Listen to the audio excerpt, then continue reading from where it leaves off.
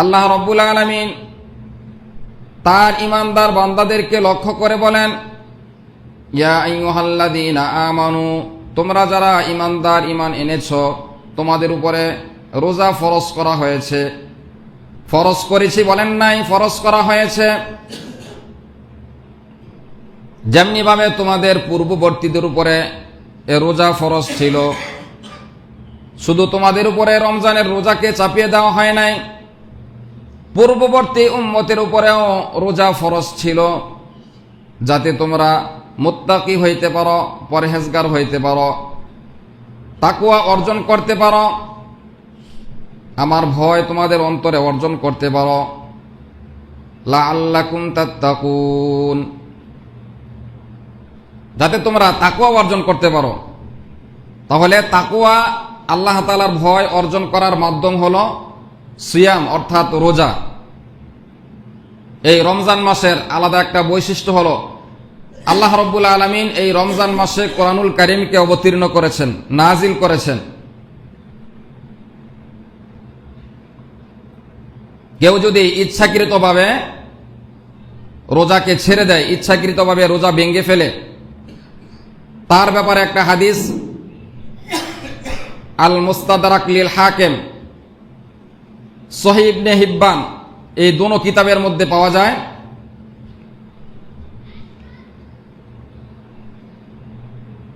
রাসূল করিম সাল্লাল্লাহু আলাইহি ওয়াসাল্লাম তিনি বলেন, বাইনামা আনা নাইমুন, পয়গম্বর তিনি বলেন, আমি রাতের বেলা ঘুমিয়েছিলাম, ঘুমের মধ্যে আতানি রাজুলান, দুইজন আগন্তুক, দুইজন ব্যক্তি এসে আমাকে আমার দুই হাতের বাহুতে ধরে, এইভাবে দোনো হাতে দোনো দিক দিয়ে ধরে, দুইজন ব্যক্তি এসে আমাকে হাতে ধরে আমাকে অনেক দূর নিয়ে যায়। যাইতে যাইতে এক পাহাড়ের নিকটে নিয়ে যায়, দুর্গম পাহাড়, অনেক উঁচা পাহাড়। দুই আগন্তুক আতানি রাজুলান, আমি স্বপ্নে দেখতেছি দুই ব্যক্তি এসে আমাকে হাতে ধরে নিয়ে যাইতেছে। আমি বলতেছি, তোমরা আমাকে কোথায় নিয়ে যাও? তারা বলে, আপনি আমাদের সাথে চলেন। নবীজি তাদের সাথে রওনা করলেন। যাইতে যাইতে এবার দুর্গম পাহাড়ের কাছে যখন তিনি গেলেন, এবার ওই আগন্তুক দুইজন বলতেছে, ইয়া রাসূলুল্লাহ, আপনি পাহাড়ের উপরে উঠেন। পয়গম্বর বললেন, আমি এই দুর্গম পাহাড়ে, উঁচা পাহাড়ে আমি উঠতে পারবো না, আমার ভয় হয়। এবার আগন্তুক বলতেছে, আমরা আপনাকে সাপোর্ট দিব, আপনাকে সহজ করে দিব, আপনি যাতে সহজে উঠতে পারেন, আপনাকে সহজ করে দিব, আমরা সহযোগিতা করব, আপনি উঠেন। এবার তারা যখন দোনো হাতে ধরে পয়গম্বরকে পাহাড়ের উপরে উঠাইতেছেন, যাইতে যাইতে এবার যখন পাহাড়ের একেবারে সমতল জায়গায়, সমান জায়গায় গেলেন, সমান জায়গায় যাওয়ার পর পয়গম্বর সেই পাহাড় থেকে চিৎকারের আওয়াজ শুনতেছেন। এত বিকট চিৎকার, কান্নার আওয়াজ শুনতেছেন। এবার আগন্তুক তাদেরকে জিজ্ঞেস করতেছে, পয়গম্বর, এই আওয়াজ কাদের আওয়াজ? এই কান্নার আওয়াজ কে করতেছে? বলে, এটা জাহান্নামীদের আওয়াজ। এই বিকট আওয়াজ, এই কান্নার আওয়াজ হলো জাহান্নামীদের আওয়াজ। জাহান্নামীরা জাহান্নামের শাস্তির কারণে তারা এই বিকট আওয়াজ করতেছে, কান্নাকাটি করতেছে। এবার আগন্তুক বলতেছে, আপনি আমাদের সাথে সামনে চলুন, ইনতলাক, আমাদের সাথে আপনি চলুন। এবার পাহাড়ের মাঝামাঝি জায়গায় তখন তিনি চলে গেলেন। কিছু দূর যাওয়ার পর দেখলেন এক ব্যক্তিকে, তার দুই পা উপরের দিকে, মাথা নিচের দিকে, পা উপরের দিকে ঝুলানো, মাথা নিচের দিকে, আর ফেরেশতা তার এই গালের, এই দোনো গালের চামড়াগুলোকে কাটতেছে করাত দিয়ে, গালকে কাটতেছে, আর গাল বেয়ে বেয়ে তাজা রক্ত জমিনে পড়তেছে। পয়গম্বর দেখে, এই চিত্র দেখে ওই দুই ব্যক্তিকে বলতেছে, হে ভাই, এই ব্যক্তিকে তাকে এই পরিমাণ শাস্তি দেওয়া হচ্ছে। আগন্তুক বলতেছে, ইয়া রাসূলুল্লাহ, এই ব্যক্তি হলো ওই ব্যক্তি যে রমজান মাসে ইচ্ছাকৃতভাবে রোজাকে ভঙ্গ করেছে, রোজা ভেঙে ফেলেছে, তার এই শাস্তি কিয়ামত পর্যন্ত চলতে থাকবে। বলি নাউজুবিল্লাহ। রোজা না রাখার কারণে আল্লাহ তাআলা জাহান্নামের ফেরেশতা দিয়ে তাকে এইভাবে শাস্তি দেওয়া হচ্ছে। তাকে করার দ্বারা তার দুই গাল কেটে দেওয়া হচ্ছে, তার এই শাস্তি। এজন্যে রমজান মাস আমাদের সামনে আসতেছে। রমজানের রোজা ইচ্ছাকৃতভাবে কোনো ওজর ছাড়া, কোনো কারণ ছাড়া, অসুস্থতা ছাড়া ভেঙে ফেলার সাহস আমরা করব না। এখন থেকে নিয়ত করব রমজানের সবগুলো রোজা রাখব।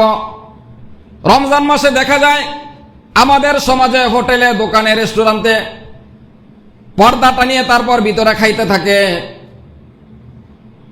মনে হয় আল্লাহ তাআলা দেখে না। আল্লাহ তাআলা কি দেখে না? তাহলে পর্দা কেন টানায়? দোকান বন্ধ করে কেন কাস্টমারকে খাওয়াইতেছে? সে মনে করতেছে দুনিয়ার মানুষ দেখলে শরম, দুনিয়ার মানুষের দেখলেই কি না দেখলেই কি, যত আবদ্ধ করে খাক না কেন আল্লাহ তাআলা তো দেখেন, তিনি সবকিছু দেখতেছেন, যেভাবেই খাক। তাহলে রমজানের রোজা ছেড়ে দেওয়ার ইচ্ছাও আমরা মাথায় আনবো না। অর্থাৎ সমস্ত রোজাগুলো রাখার ইচ্ছা করব, নিয়ত করব, দৃঢ় প্রতিজ্ঞা করব। কারণ আল্লাহ তাআলা প্রত্যেকটা আমলের বিনিময়ে ফেরেশতাদের মাধ্যমে দিয়ে থাকেন, আর রোজার প্রতিদান, রোজার বিনিময় আল্লাহ তাআলা নিজের হাতে দিবেন। নিজের হাতে আল্লাহ তাআলা এই রোজার বিনিময়, রোজার বেনিফিট, পুরস্কার আল্লাহ তাআলা নিজ হাতে দিবেন। কোন কোন হাদিসের মধ্যে ইবারত আসছে, আনা উজজা বিহি, আমি রোজাদারের জন্য স্বয়ং হয়ে যাব। বলে সুবহানাল্লাহ। তাহলে রমজানের রোজা কি ছাড়া যাবে? ছাড়া যাবে না। আব্দুল্লাহ ইবনে মাসউদ রাদিয়াল্লাহু তাআলা তিনি হাদিস বর্ণনা করেন, পয়গম্বর আরবি সাল্লাল্লাহু আলাইহি ওয়াসাল্লাম বলেন, যে ব্যক্তি ইচ্ছাকৃতভাবে রমজানের একটা রোজাকে ছেড়ে দেয়, এর পরিবর্তে যদি সারা বৎসর রোজা রাখে, তাহলে ওই একটার বেনিফিট, একটার সওয়াব অর্জন করতে পারবে না। যদি ইচ্ছাকৃতভাবে রমজানের কোন রোজাকে ছেড়ে দেয়, ভেঙে ফেলে, সারা বৎসর রোজা রাখলেও সেই এক রোজার যে ফজিলত, মর্যাদা, সওয়াব, সেটা সে অর্জন করতে পারবে না। এই হাদিস বলেছেন কে? আব্দুল্লাহ ইবনে মাসউদ রাদিয়াল্লাহু তাআলা। কেউ যদি ইচ্ছাকৃতভাবে রোজা ভেঙে ফেলে, তাহলে কাজা কাফারা দুটোটা আদায় করতে হয়। কাজা এবং কাফারা দুটোটা আদায় করতে হয়। কাজা একটার বিনিময়ে একটা, আর কাফারা হলো 60টা। কেউ ইচ্ছাকৃতভাবে যদি রমজানের রোজাকে ভেঙে ফেলে, ছেড়ে দেয়, তাহলে সে কাজা কাফারা দুটোটা আদায় করতে হবে, অর্থাৎ 61টা রোজা রাখতে হবে। তারপরেও সেই এক রোজার যে মর্যাদা, সেটা পাওয়া যাবে না। এ বিষয়ে একটি হাদিস রয়েছে। এক সাহাবী নবীজির কাছে দৌড়ে আসছে,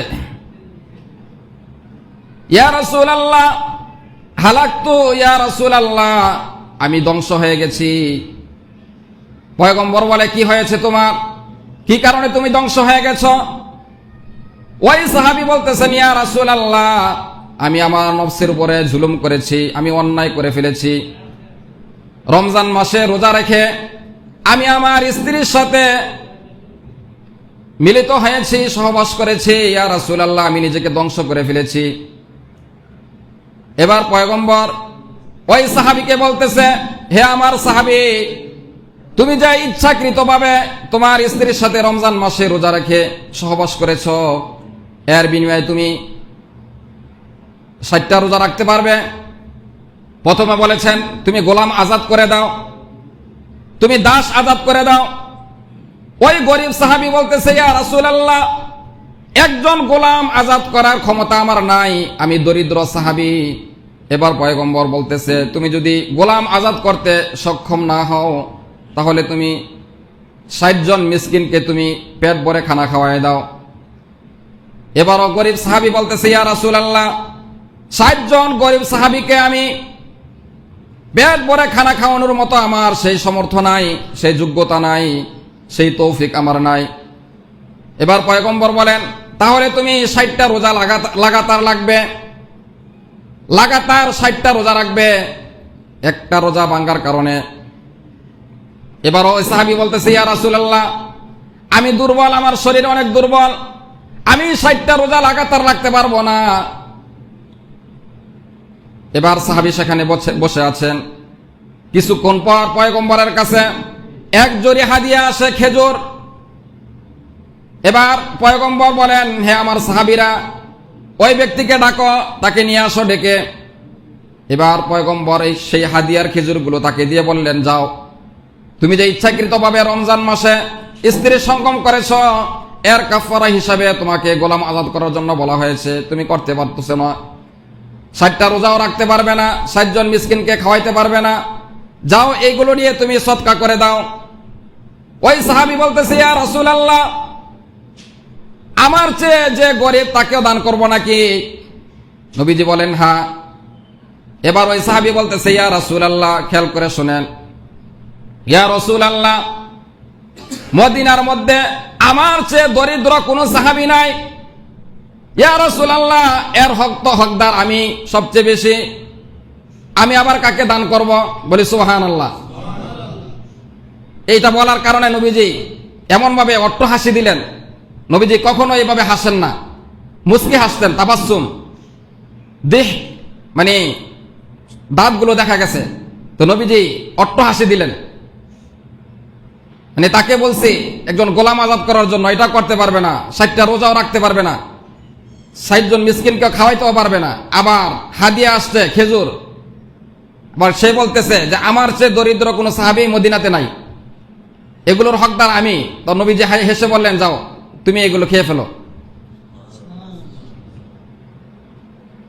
তো কত দয়ার নবী ছিলেন, কত সহজ করে দিলেন। তাহলে কেউ যদি ইচ্ছাকৃতভাবে একটা রোজা ভেঙে ফেলে তাহলে 60টা রোজা লাগাতার রাখতে হবে, এটা হলো কাফফারা। আর এরপরে আরেকটা রাখতে হবে, এটা হলো কাজা, অর্থাৎ 61টা রোজা রাখতে হবে। আল্লাহ তাআলা আমাদের সকলকে রমজানের রোজাগুলো ঠিক মতো রাখার তৌফিক দান করুন, সকলে বলি আমিন। এই যে রমজান মাস, এই শাবানের শেষ জুমায় আমার আপনার পয়গম্বর লম্বা খুতবা দিতেন সাহাবায়ে কেরামের সামনে। ক্বালা খুতবানা রাসূলুল্লাহ সাল্লাল্লাহু আলাইহি ওয়াসাল্লাম, নবীজি সাহাবায়ে কেরামের মাঝে লম্বা ভাষণ দিতেন, লম্বা হাদিস। হযরত সালমান ফারসি রাদিয়াল্লাহু তাআলা আনহু থেকে এই হাদিসটি বর্ণিত। আন সালমান আল ফারসি রাদিয়াল্লাহু তাআলা ক্বালা খুতবানা রাসূলুল্লাহ সাল্লাল্লাহু আলাইহি ওয়াসাল্লাম, ইয়া আইয়ুহান নাস, নবীজি বলতেন, ইয়া আইয়ুহান নাস, হে লোক সকল, হে আমার সাহাবায়ে কেরাম, হে আমার উম্মতেরা। শাবানের শেষ জুমায়, রমজানের পূর্বের জুমায় নবীজি সাহাবায়ে কেরামকে লক্ষ্য করে এভাবে বলতেন, ইয়া আইয়ুহান নাস, হে আমার সাহাবায়ে কেরাম, হে লোক সকল, তোমরা শোনো, কদ আযাল্লাকুম শাহরুন আযীম, তোমাদের মাঝে এমন এক মহান মাস আগমন করতেছে, তোমাদের মাথার উপরে ছায়া দিতেছে। শাহরুন আযীম, সম্মানিত মাস, শাহরুম মুবারাকুন, বরকতপূর্ণ মাস, বরকতের মাস তোমাদের মাঝে আগমন করতেছে। শাহরুন ফিহি লাইলাতুন খায়রুম মিন আলফি শাহর। আমি শুধু সংক্ষেপে বলে যাচ্ছি, এগুলোর বিস্তারিত ইনশাআল্লাহ সামনে বলবো। তো নবীজি বলতেছেন, শাহরুন খায়রুম মিন আলফি শাহর, লাইলাতুম মিন আলফি শাহর। এই মহান মাস, এই রমজান মাস, এই রমজান মাসে আল্লাহ তাআলা এমন একটা রাত্র রেখেছেন যে এক রাত্র ইবাদত করলে আল্লাহ তাআলা 83 বছর 4 মাস লাগাতার ইবাদত করলে যেই পরিমাণ সওয়াব হবে আল্লাহ তাআলা আমার উম্মতকে ওই পরিমাণ সওয়াব দান করবেন, বলি সুবহানাল্লাহ। মিন আলফি শাহর, অর্থাৎ 1000 মাসের চেয়েও বেশি উত্তম একটা রাত্র, সেটা হলো লাইলাতুল কদর, সেই কদরের রাত্রি এই রমজান মাস। এরপরে নবীজি বলেন, জাআলাল্লাহু লাহু সিয়ামাহু ফারিদাতাও ওয়া কিয়ামা লাইলিহি তাতাওয়ান। আল্লাহ রাব্বুল আলামিন তোমাদের উপরে রমজানের রোজাকে ফরজ করে দিয়েছেন, বলি সুবহানাল্লাহ। ওয়া কিয়ামা লাইলিহি তাতাওয়ান, আর রাতের বেলা তারাবির নামাজকে সওয়াবের কাজ, পুণ্যের কাজ আল্লাহ তাআলা করে দিয়েছেন। এটাকে আল্লাহ তাআলা সুন্নত বানিয়ে দিয়েছেন, নফল বানিয়ে দিয়েছেন, সওয়াবের কাজ। এরপরে নবীজি বলেন, মান তাকাররাবা ফীহি বিখাসলাতি মিনান নার মিনাল খাইর কানা কামান আদ্দা ফারিদাতান ফীমা সাওয়া। যে ব্যক্তি রমজান মাসে একটা নফল আদায় করে, একটা নফল ইবাদত করে, আল্লাহ তাআলা তাকে ফরজের সমতুল্য সওয়াব দান করেন, বলি সুবহানাল্লাহ। একটা নফল আমল করলে একটা ফরজের সওয়াব দান করেন। আর যে ব্যক্তি রমজান মাসে একটা ফরজ আদায় করে, আল্লাহ তাআলা ওই বান্দাকে 70টা ফরজের সওয়াব দান করেন, বলি সুবহানাল্লাহ। তাহলে কেমন ফজিলত! 70 গুণ বেশি সওয়াব আল্লাহ তাআলা দান করেন এই মাসের কারণে। একটা নফল আদায় করলে একটা ফরজ, আর একটা ফরজ আদায় করলে 70টা ফরজের সওয়াব দান করেন। এরপরে নবীজি বলেন, হুয়া শাহরুস সবর। এই রমজান মাস যেটা আমাদের সামনে আসতেছে, এই রমজান মাস হুয়া শাহরুস সবর, এটা সবরের মাস, ধৈর্যের মাস। লম্বা দিন রোজা রাখার জন্য সবর অবলম্বন করতে হবে, সবর থাকতে হবে। বেসবর হলে রোজা রাখা যাবে না। সবরের সাথে রোজাকে পালন করতে হবে। আমি যে সবরের সাথে রোজা রাখছি এটা বোঝা যাবে আমার জবানের কারণে। আমার জবান দিয়ে উল্টাপাল্টা কথা বের হবে না, খারাপ কথা বের হবে না, খারাপ আচরণ বের হবে না। হাতে এবং জবানে মানুষে কষ্ট পায় এমন কোন শব্দ আসবে না। ওহুয়া শাহরুস সবর। এরপরে নবীজি বলেন, সবরের বিনিময় হলো জান্নাত, বলি সুবহানাল্লাহ। যে সবরের মাস, এই রমজান মাস সবরের মাস, ধৈর্যের মাস।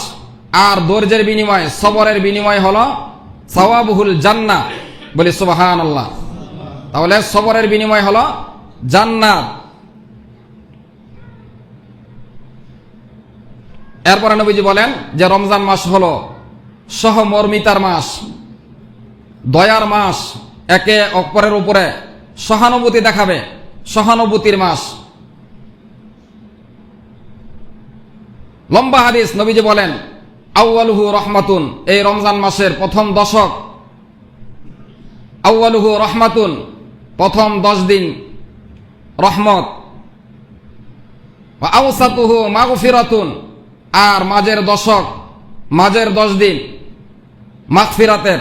ওয়া আখিরুহু ইতকুম মিন আযাবিন নার, আর শেষের যে 10 দিন রমজান মাস, সেই 10 দিনে আল্লাহ তাআলা অসংখ্য জাহান্নামীদেরকে আল্লাহ তাআলা নাজাত দান করেন, বলি সুবহানাল্লাহ।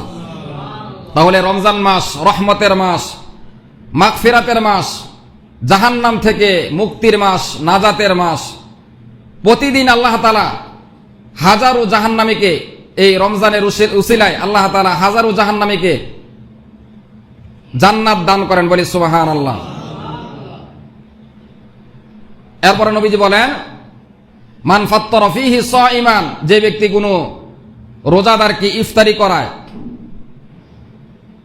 আল্লাহ তাআলা তার জীবনের গুনাহ খাতাগুলোকে মাফ করে দিবেন, বলি সুবহানাল্লাহ। যে ব্যক্তি কোনো রোজাদারকে ইফতারি করে, আল্লাহ তাআলা তার গুনাহ মাফ করে দিবেন। ওয়া আখিরুহু ইতকুম মিন আযাবিন নার, আর আল্লাহ তাআলা তাকে জাহান্নাম থেকে নাজাত দান করবেন, বলি সুবহানাল্লাহ। তাহলে রোজার বিনিময় দুইটা, আল্লাহ তাআলা তার গুনাহ মাফ করে দিবেন, তাকে আল্লাহ তাআলা জান্নাত দান করবেন। এবার সাহাবায়ে কেরাম জিজ্ঞেস করলেন, ইয়া রাসূলুল্লাহ, আমাদের তো এরকম সামর্থ্য নাই যে আমরা কাউকে পেট ভরে ইফতারি করাইবো, আহার করাইবো। তো নবীজি বললেন, কেউ যদি কোনো রোজাদারকে মাসকাতি লাবানিন, 1 ডুব দুধ, 1 ডুব, 1 গ্লাস না, অথবা 1 গ্লাস পানি, অথবা আও তামরাতিন, অথবা একটা খেজুর একটা খেজুর দিয়ে ইফতারি করায়, আল্লাহ তাআলা তার জীবনের গুনাহ খাতা মাফ করে দিবেন। বলি সুবহানাল্লাহ। ওয়া আখিরুহু ইতকুম মিন আযাবিন নার, আল্লাহ তাআলা তাকে জাহান্নাম থেকে নাজাত দান করবেন। এরপরে নবীজি বলেন, কেউ যদি কোনো রোজাদারকে পেট ভরে পরিতৃপ্ত করে আহার করায়, আল্লাহ তাআলা তাকে হাসরের ময়দানে হাউজে কাউসারের পানি পান করাবেন। বলি সুবহানাল্লাহ। মিন হাউজি, আমার হাউজ থেকে, অর্থাৎ হাউজে কাউসার থেকে আমি নবী তাকে হাউজে কাউসারের পানি পান করাইব। বলি সুবহানাল্লাহ। এরপরে নবীজি বলেন যে যাকে হাউজে কাউসারের পানি পান করানো হবে, সে জান্নাতে যাওয়ার আগ পর্যন্ত তার আর পিপাসা লাগবে না। বলি সুবহানাল্লাহ। হাসরের ময়দানে প্রতিটা মানুষ পেরেশান থাকবে, অস্থির অবস্থায় ঘোরাফেরা করবে, পিপাসার কারণে কলিজা ফেটে যাবে। যাদেরকে হাউজে কাউসারের পানি পান করাইবেন আমার আপনার পয়গম্বর মুহাম্মদুর রাসূলুল্লাহ সাল্লাল্লাহু আলাইহি ওয়াসাল্লাম, তাদের আর পিপাসা লাগবে না। হাউজে কাউসারের পানি ছাড়া যদি সমুদ্রের পানিও পান করানো হয়, তারপরেও তার পিপাসা মিটবে না। তো আল্লাহ তাআলা ওই বান্দাদেরকে, যারা কোনো রোজাদারকে পেট ভরে আহার করাইবে, হাসরের ময়দানে পয়গম্বর তাদেরকে হাউজে কাউসারের পানি পান করাইবেন। বলি সুবহানাল্লাহ। নবীজি বলেন, তোমরা রমজান মাসে তোমাদের যারা অধীনস্থ রয়েছে, শ্রমিক, তোমাদের অধীনস্থ যারা, তাদের উপরে কাজের বোঝাকে হালকা করে দাও, তাদেরকে কাজের বেশি চাপ দিও না। তারাবির নামাজের জন্য সময় দাও, 5 ওয়াক্ত নামাজের টাইমগুলোতে তোমরা তাদেরকে ছুটি দিয়ে দাও, এবং কাজ রমজানের বাহিরে একটু বেশি করতে, রমজান মাসে একটু তোমাদের যারা অধীনস্থ কর্মচার, শ্রমিক, তাদের জন্য সহজ করে দাও। কাজের বোঝাকে যারা হালকা করে দিবে, ওয়া আখিরুহু ইতকুম মিন আযাবিন নার, আল্লাহ তাআলা তাদেরকে আল্লাহ তাআলা মাফ করে দিন। বলি সুবহানাল্লাহ। যারা তাদের অধীনস্থ লোকদেরকে রমজান মাসে কাজের বোঝা, দায়িত্বকে হালকা করে দিবে, আল্লাহ তাআলা তাদেরকেও মাফ করে দিবেন। এভাবে লম্বা হাদিস নবীজি সাহাবায়ে কেরামের মাঝে বর্ণনা করলেন। তাহলে এই রমজান মাস একে 70 একটা নফল, একটা ফরজের সমতুল্য, একটা ফরজ 70টা ফরজের সমতুল্য। এই মর্যাদা, এই লাইলাতুল কদরের মর্যাদা আল্লাহ তাআলা অন্য কোন নবীর উম্মতকে দেন নাই। এই রমজান মাস শুধু উম্মতে মুহাম্মদীকে আল্লাহ তাআলা দান করেছেন। কারণ অন্যান্য নবীদের উম্মতের হায়াত ছিল অনেক লম্বা, আর শেষ নবীর উম্মতের হায়াত অল্প, কিন্তু অফার, সুযোগ, নেকি অর্জনের সুযোগ অনেক বেশি। এই রমজান মাস আল্লাহ তাআলা বলেন, শাহরু রমাদানাল্লাযী উনজিলা ফীহিল কুরআন, শাহরু রমাদানাল্লাযী উনজিলা ফীহিল কুরআনু হুদাল লিন-নাসি ওয়া বায়িনাতিম মিনাল হুদা ওয়াল ফুরকান। এই মাস অর্থাৎ রমজান মাস, যেই মাসে আমি কোরআনকে অবতীর্ণ করেছি। বলি সুবহানাল্লাহ। এই রমজান মাসের মর্যাদা বেশি হওয়ার কারণ হলো আল্লাহ তাআলা এই রমজান মাসে পবিত্র কোরআনুল কারীমকে অবতীর্ণ করেছেন। আমরা জানি যে কোরআনকে আল্লাহ তাআলা 23 বছরে অবতীর্ণ করেছেন আমার আপনার পয়গম্বর মুহাম্মদুর রাসূলুল্লাহ, সকলে বলি সাল্লাল্লাহু আলাইহি ওয়াসাল্লাম। নবীজির উপরে আল্লাহ তাআলা এই গোটা কোরআনুল কারীমকে 30 পারাকে আল্লাহ তাআলা 23 বছর অবতীর্ণ করেছেন। তাহলে এখানে যে আল্লাহ তাআলা বললেন যে আমি কোরআনুল কারীমকে রমজান মাসে অবতীর্ণ করেছি, গোটা কোরআনুল কারীমকে আল্লাহ তাআলা লৌহে মাহফুজ, ফি লাওহিম মাহফুজ, সূরা বুরুজের শেষ আয়াতে রয়েছে যে আল্লাহ তাআলা তার কোরআনুল কারীমকে লৌহে মাহফুজের মধ্যে এটা সংরক্ষণ রেখেছেন। বলি সুবহানাল্লাহ।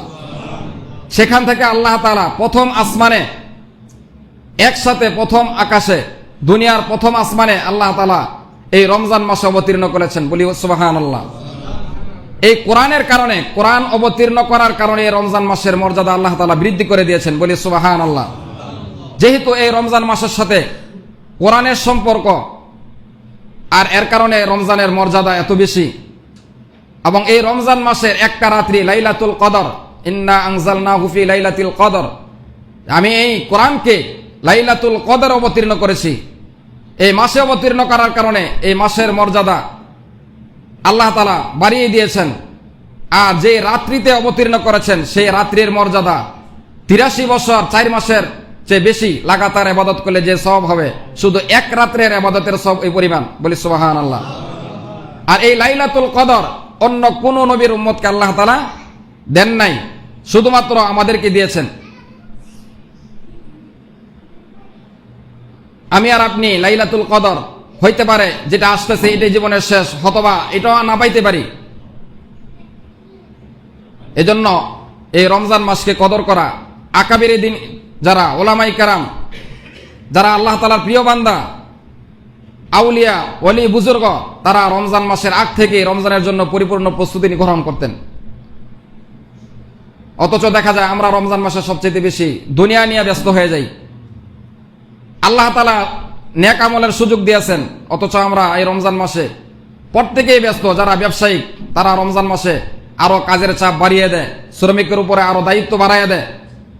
একদিকে আল্লাহ তাআলা অফার দিয়েছেন নেক আমলের, সওয়াবের, কিন্তু আমরা দুনিয়ার ক্ষেত্রে রমজান মাসে সমস্ত ব্যস্ততা, কেনাকাটা, ব্যবসা বাণিজ্য সবচেয়ে বেশি আমরা এগুলোর মধ্যে ব্যয় করতেছি। এজন্য রমজানকে, আমাদের জীবনে কত রমজান আসে আর যায়, কিন্তু আমরা রমজানের পরিপূর্ণ হক আদায় করি না, এবং যে ফজিলত সেই ফজিলত আমরা অর্জন করতে পারি না। আল্লাহ তাআলা আমাদের সকলকে রমজানের পরিপূর্ণ হক আদায় করে রমজানের রোজা এবং তারাবি, সেহরি, ইফতারি ঠিকমতো আদায় করার তৌফিক দান করুন। সকলে বলি আমিন। যারা